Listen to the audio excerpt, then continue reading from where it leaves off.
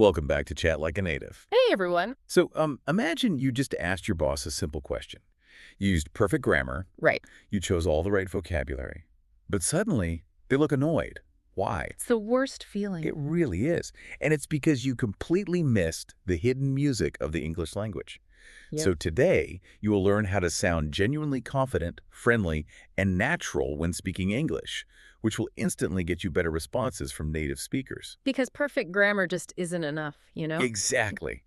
If your voice delivery is flat, it ruins the conversation. Uh, So the secret is mastering intonation, the actual music of your voice. yeah, the melody. Right. And you do this by learning the natural rise and fall of questions and training your mouth through a technique called shadowing. And to keep it all straight, I want you to memorize this punchy phrase right now. Yeah. Yes goes up, WH drops down, Yes goes up, WH drops down. meaning your yes or no questions gently rise while your white questions confidently fall. And that really frames the mission for our conversation today. Yeah. We want to help you cross that bridge from just forming technically correct sentences to building real human connection. Real connection. Exactly. Because that melody, far more than the specific vocabulary words you choose, is what people actually respond to. Okay, let's unpack this. Mhm. Speaking English without intonation is, it's like playing a beautiful chord on a piano, but pressing the keys so softly that nobody feels the emotion. Oh, I love that. Right, like the notes are correct, but the impact is totally missing. Yeah, what's fascinating here is that in English, intonation isn't just decoration. It is fundamental to the meaning. It changes everything. It really does. Let's look at specific evidence here. Let's walk through the phrase, "Are you coming?" Okay, yeah, 3 simple words. Exactly. Let's perform the 3 distinct variations so you can hear it. All right, I'll undo the first one. This is just a normal rise, like a simple request for info. Are you coming? Notice how standard and unthreatening that sounds. You are merely gathering information. Right, totally neutral. But now, consider a strong fall. This indicates someone who is serious or, impatient. Oh, like checking on someone who is making you late. Yeah, try that one. Okay, Are you coming? see, that feels heavy. It feels almost Like I'm in trouble. exactly. And then, what if your voice rises way too high? Like I'm totally shocked or incredibly nervous. Yeah, give that a shot. Are you coming? It's completely different. But look at the underlying structure. The grammar didn't change a single bit. Not at all. The vocabulary remained identical, but the psychological feeling transformed entirely. And for you listening right now, this is the most crucial takeaway. People react to the feeling of a sentence before they even process the grammar. Oh, definitely. In milliseconds. Right. If you sound bored or rude or uncertain just because of your pitch, they are reacting to that emotion instantly. Which is why relying entirely on grammar is so dangerous. Since emotion can completely alter a simple phrase like, "Are you coming?" You need a reliable baseline. You have to know the rules of the road. Exactly. We need to give you a foundation that native speakers subconsciously expect to hear. And that brings us back to the mnemonic I mentioned at the very beginning. Yes goes up, WH drops down. Walk us through how this actually operates. Let's start with the first half.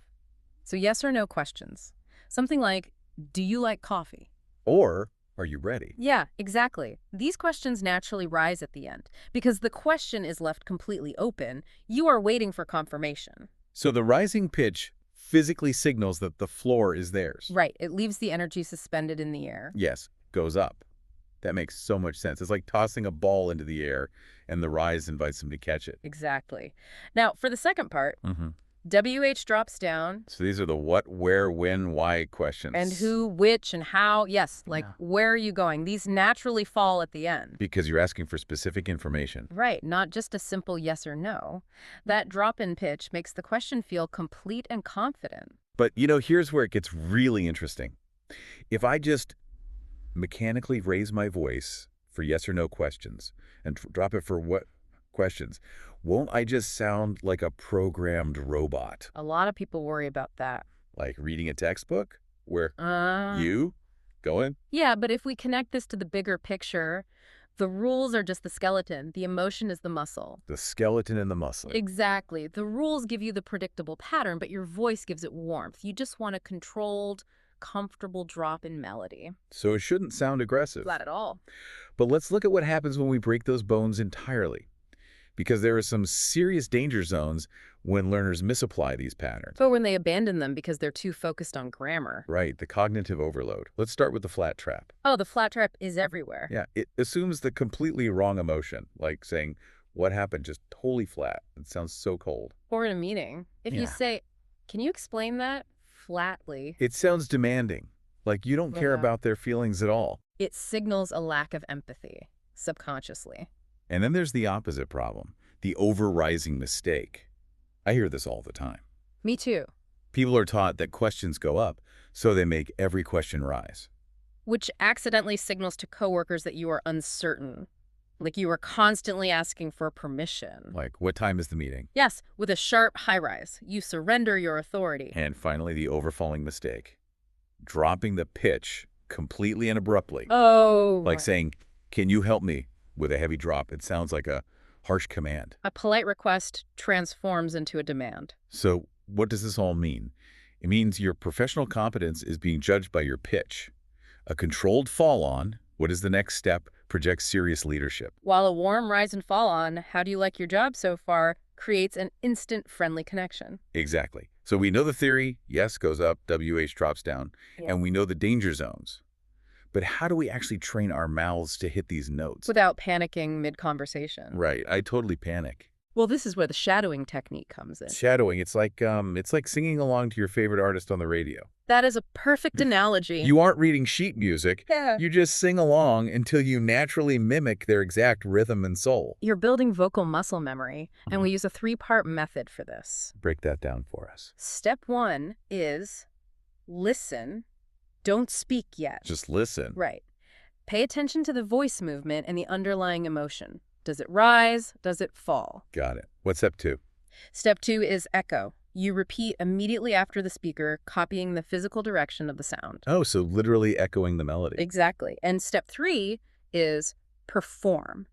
You drop the audio entirely and say it like you're speaking to a real person in front of you. Listen, echo, perform. I like that. But there is a crucial caveat here. What's that? A massive mistake is practicing single, isolated sentences. Like just saying, how are you? Over and over. Right. In reality, questions are bridges. They connect thoughts. You have to practice in conversational chunks. Oh, like practicing the sentence before it, too. Exactly. Instead of just, how did you get started, you shadow. That sounds interesting. How did you get started? It gives it context. It completely changes how natural your voice sounds. But, I feel like some people might be thinking, I don't have an hour a day to sit in my living room doing vocal exercises. You definitely don't need an hour. So how do we make it practical? We have a 5-minute daily routine. It's super low barrier. 5 minutes. Okay, let's share this. I'll walk through the steps, jump in if I miss anything. Go for it. Minute 1, you just listen to 5 questions in a clip. Any clip. Yep, movie, video, anything. Minute 2, you mark the direction. You literally draw an arrow up or down for each of those 5 questions. Just visualizing the melody. Exactly. Minute 3, you shadow slowly. Listen, echo, perform, exaggerating the movement. Stretch those vocal cords. Then, minute 4, change the emotion. Try it friendly, then surprised, then maybe serious. It builds flexibility. And finally, minute 5, create your own examples for the day. Things you'll actually say at work or home. 5 minutes total. It's so doable. But this raises an important question. Is this only about speaking? Oh, I'm glad you brought this up. No, Mm. it is absolutely not just about speaking. Because there's a hidden benefit here. A huge one. Shadowing radically improves your listening comprehension. Wait, really? How? Because when you understand intonation, you can predict what a native speaker means before they even finish their sentence. Oh, wow. So you hear the rise starting, Huh? and you know they're asking for confirmation. Exactly. Your brain anticipates the intent. You aren't just reacting to words anymore, you're reacting to the human intention behind them. That is so powerful. It really is. So wrapping this all up, the ultimate payoff here isn't to have perfect robotic pronunciation. Definitely not. The goal is better responses. When your questions sound natural, you build trust, doors open, and conversations just flow effortlessly. You build real human connections. Absolutely. So I want to leave you with a final challenge to ponder today. Let's hear it. Next time you're in a conversation today, don't just focus on the words someone is asking you. Close your eyes for a second and listen to the melody of their voice. Oh, I love that. What hidden emotion are they revealing to you through their pitch before you even open your mouth to answer? That is such a cool way to look at it. So true. Yeah. Thanks for joining us, everyone, and we will catch you next time.